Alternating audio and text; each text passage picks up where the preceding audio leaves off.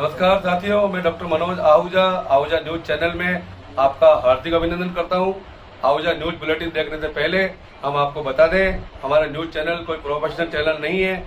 आपकी आवाज को उचित मंच तक पहुंचाना हमारी पहली प्राथमिकता है। आपको कानून की विशेष जानकारियां देना हमारा मुख्य उद्देश्य है।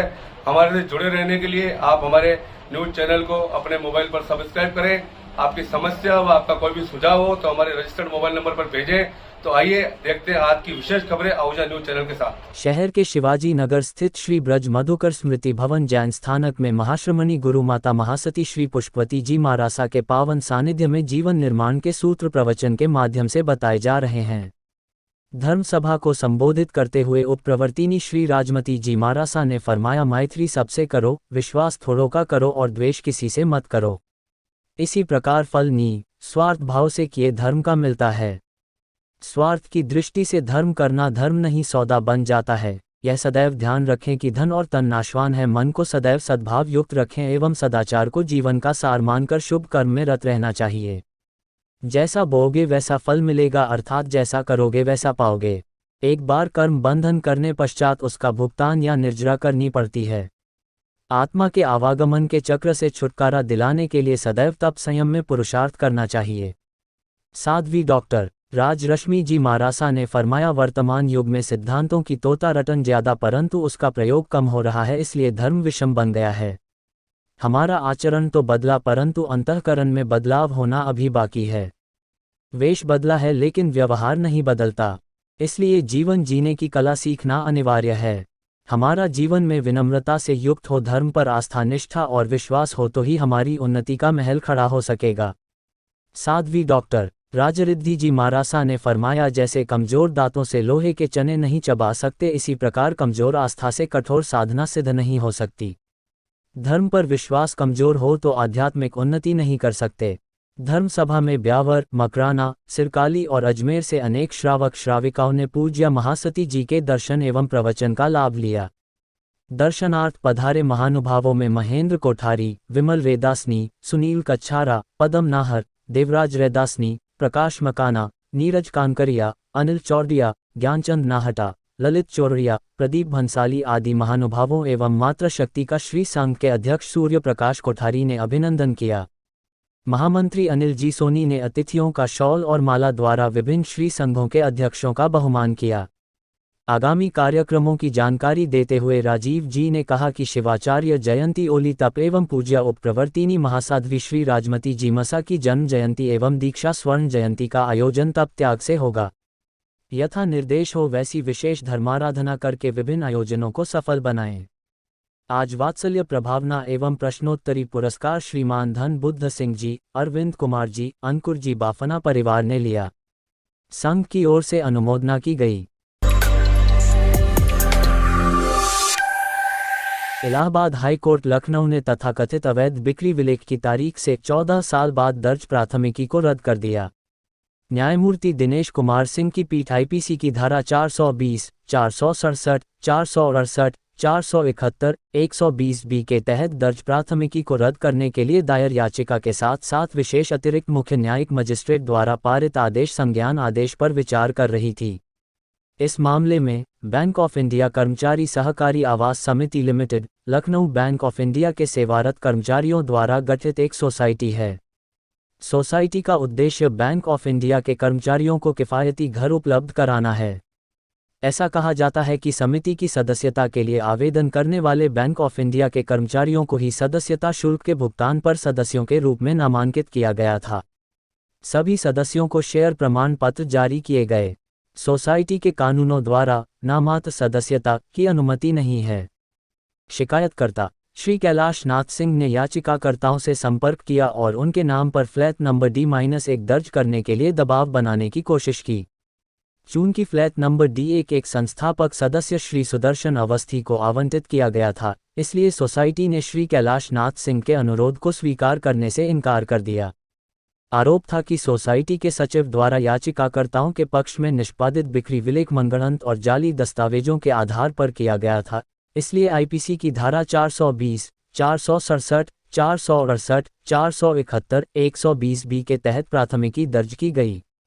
पीठ के समक्ष विचार का मुद्दा था क्या याचिकाकर्ता धारा 420, 467, 468, 471, 120 BIPC के तहत अपराध के लिए उत्तरदायी हैं? पीठ ने कहा, यह समझने में विफल है कि इन आरोपों के लिए प्राथमिकी कैसे दर्ज की गई। शिकायतकर्ता खुद को सोसाइटी का सदस्य होने का दावा करता है, हालांकि वह अपनी सदस्यता का कोई सबूत नहीं दे सका या फ्लैटों की खरीद और निर्माण के लिए योगदान का भुगतान नहीं कर सका, लेकिन साथ ही वह आरोप लगा रहा है कि मूल पट्टेदार द्वारा सोसाइटी के पक्ष में बेचा गया है और सोसाइटी द्वारा नजूल भूमि पर फ्लैटों का निर्माण किया गया है। उनका आवंटन और आवंटियों के पक्ष में पंजीकरण अवैध होना भी एक अपराध के समान है।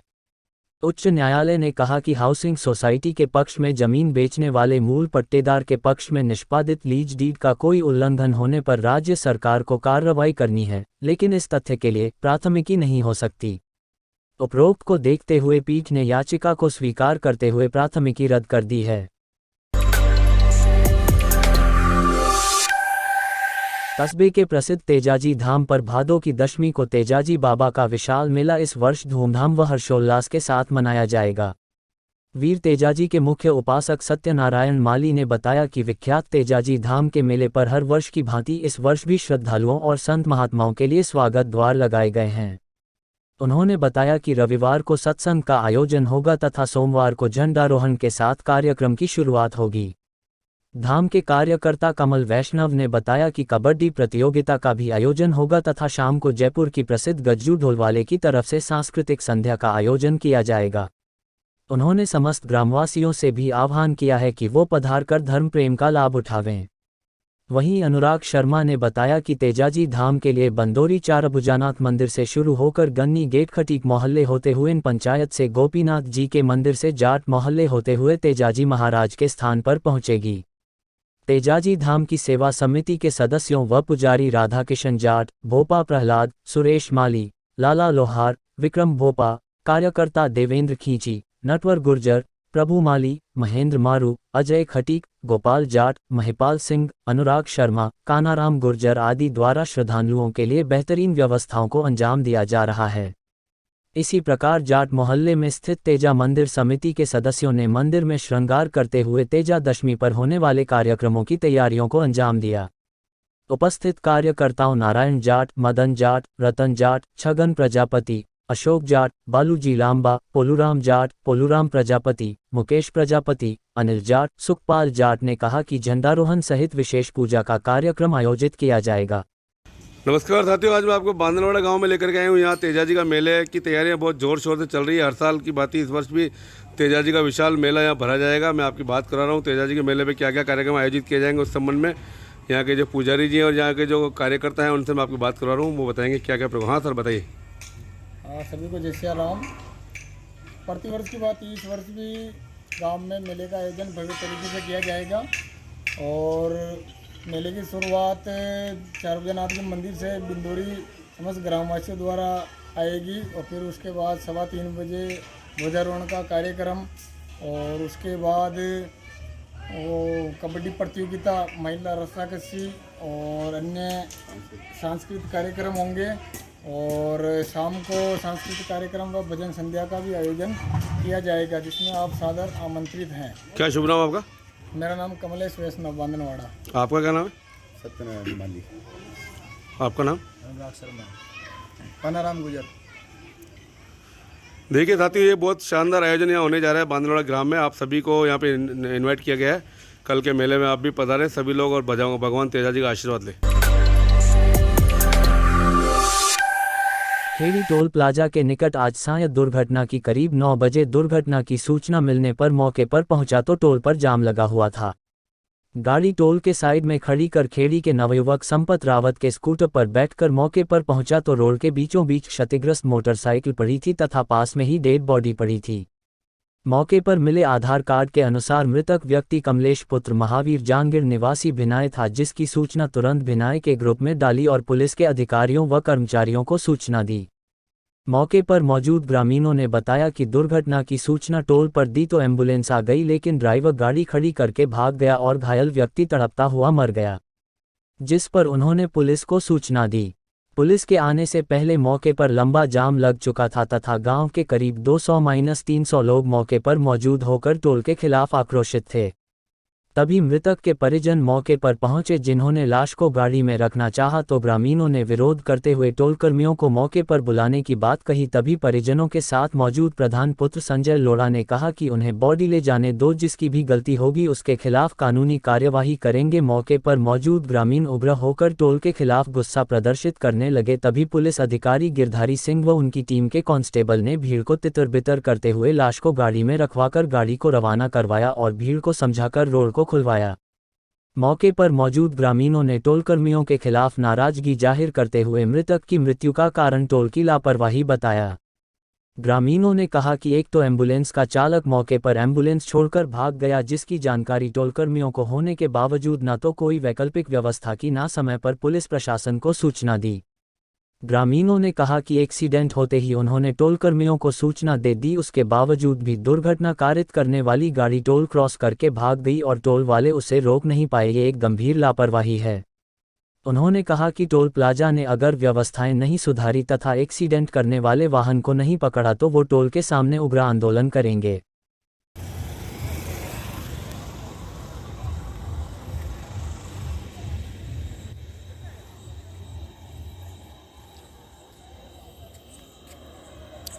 संपत्ति क्या बात हुई है? लगभग 7 बजे एक्सीडेंट हुआ था। सबने एम्बुलेंस को और पुलिस में सब ने इत्तला की, लेकिन 2 घंटे से बंदा सड़क पे मर गया है, इसलिए ये हाईवे जाम कर रखा है। ग्रामवासियों में बहुत ज़्यादा आक्रोश है। सूचना किसने दी है? सूचना यहाँ के लोकल बंदों ने दी है। आपने नहीं दी ना? नहीं, 9 बजे 7 बजे 7 से 9:30 हो गए हैं। अभी तक कोई भी मतलब पुलिस वाला या एम्बुलेंस वाला कोई सुविधा नहीं है। तो अभी इनकी कोई मांग है या क्या कहना चाह रहे हैं? मांग यही है कि भाई ये ऐसा कब तक चलता रहेगा। लोकल यहाँ पे जब खेड़ी में ही टोल है, खेड़ी में ही एम्बुलेंस खड़ी रहती है, 1.5 घंटा आने में लगता है क्या 1 किलोमीटर। कुल मिला के एम्बुलेंस जो नहीं आई है NHA की तरफ से, अपना आक्रोश गाँव उसी बात पे है। हाँ, उसी बात पे। मतलब ये एम्बुलेंस टाइम पे आ जाती यदि जान बच सकती थी इस बंदे की। एम्बुलेंस आई नहीं, नहीं, सूचना दे दी थी हमने आपके यहाँ से? बिल्कुल। कितने लोगों ने दी सूचना? और आने के बाद में भी बंदे यहाँ से एम्बुलेंस छोड़ के भाग चुके हैं। अभी तक एम्बुलेंस यहाँ पे खड़ी है। NHA की एम्बुलेंस आ चुकी थी? हाँ, खड़ी है। 1 घंटे बाद में आई है, लेकिन अभी भी यहीं खड़ी है। क्या कह रहे हैं वो लोग? वो भग गए हैं, यहाँ है नहीं है ना। मतलब वो लाश को नहीं लेके जा रहे हैं, बॉडी को? पड़ी अभी डिवाइडर पे। अभी 2 घंटे हो गए, 2.5 घंटे यहीं पड़ी है।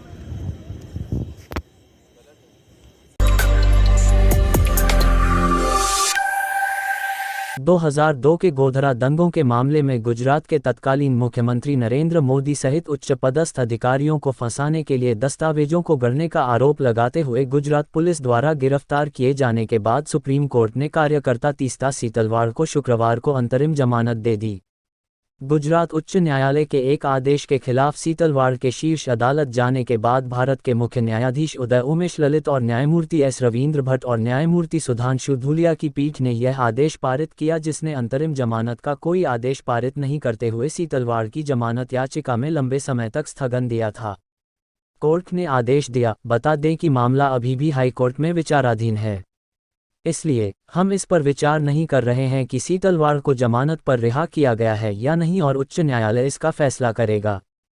हम केवल इस तरह के आवेदन के लंबित रहने के दौरान ही हैं, अगर अपीलकर्ता की हिरासत पर जोर दिया जाए या अंतरिम जमानत दी जाए। इस प्रकार हम तीस्ता सीतलवाड़ को अंतरिम जमानत देते हैं। सुप्रीम कोर्ट ने कहा कि गुजरात उच्च न्यायालय को मामले के लंबित रहने के दौरान अंतरिम जमानत के आवेदन पर विचार करना चाहिए था, क्योंकि हिरासत में पूछताछ पूरी हो चुकी है। शीर्ष अदालत ने कहा, अंतरिम जमानत के मामले में हिरासत में पूछताछ पूरी होने पर सुनवाई होनी चाहिए थी। अदालत ने अंतरिम जमानत देते हुए कहा कि सीतलवाड़ 7 दिनों तक पुलिस हिरासत में रही और उसके बाद भी न्यायिक हिरासत में रही है।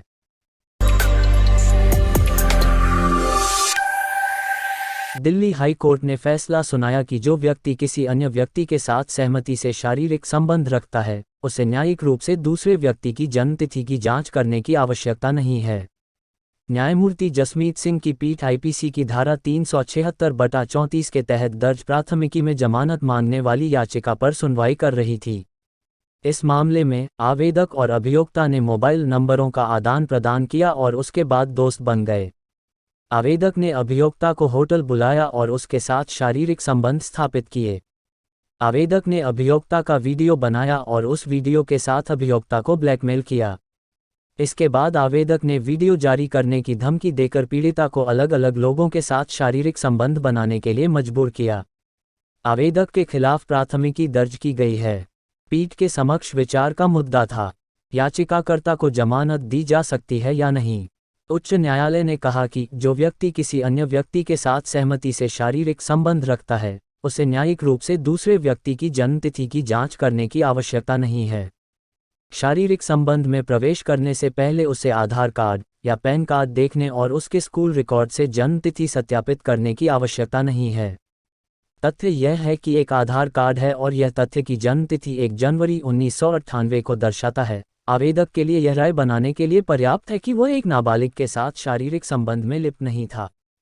पीठ ने कहा कि प्रतिवादी राज्य ने उस समय का सत्यापन नहीं किया है जब आधार कार्ड आवेदक के पक्ष में जारी किया गया था और आधार कार्ड बनाने के लिए कौन से सहायक दस्तावेज उपलब्ध कराए गए थे। उच्च न्यायालय ने यह भी देखा कि स्थिति रिपोर्ट यह नहीं दर्शाती है कि कौन सी संपत्ति बेची गई थी और कब अभियोक्ता द्वारा या उसे रुपये कैसे प्राप्त हुए। 50 लाख रुपये की राशि की कल्पना करना कठिन है। 50 लाख रुपये नकद में प्राप्त हुए थे और उन्होंने पूरा पैसा आवेदक को दे दिया था। उपरोक्त को देखते हुए पीठ ने जमानत याचिका को मंजूर कर लिया।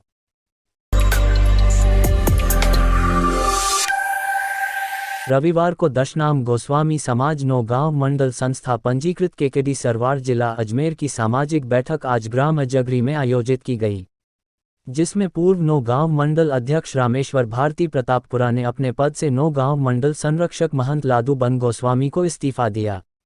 संरक्षक ने समस्त समाज नौगांव मंडल को नए अध्यक्ष के चयन की बात बताई और नई कार्यकारिणी गठन करने के लिए मार्गदर्शित किया, जिसके बाद बैठक में उपस्थित समाज के सभी सदस्यों ने अपने अपने विचार व्यक्त किए। सभी की सर्वसम्मति से अजगरी निवासी दिनेश गिरी गोस्वामी को अध्यक्ष पद पर मनोनीत कर नियुक्त किया गया।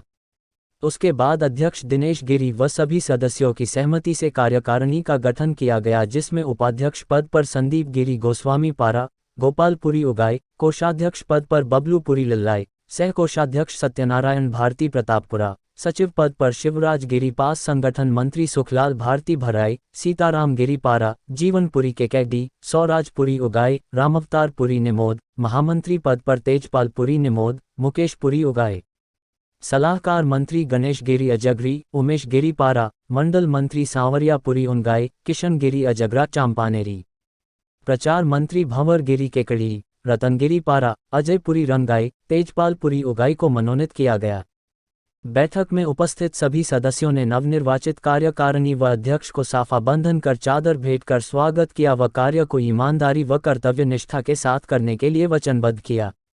इस मौके पर समाज के अन्य मोतबर व्यक्ति बड़े बुजुर्ग कजोड़ जी, कैलाश जी, दामोदर गिरी, शिषपाल, जगदीशपुरी आदि समाज बंधु उपस्थित थे। ज्ञात रहे कि दिनेश गिरी गोस्वामी को हाल में ही गोस्वामी समाज राष्ट्रीय सभा के प्रदेश उपाध्यक्ष पद पर भी मनोनीत किया गया था।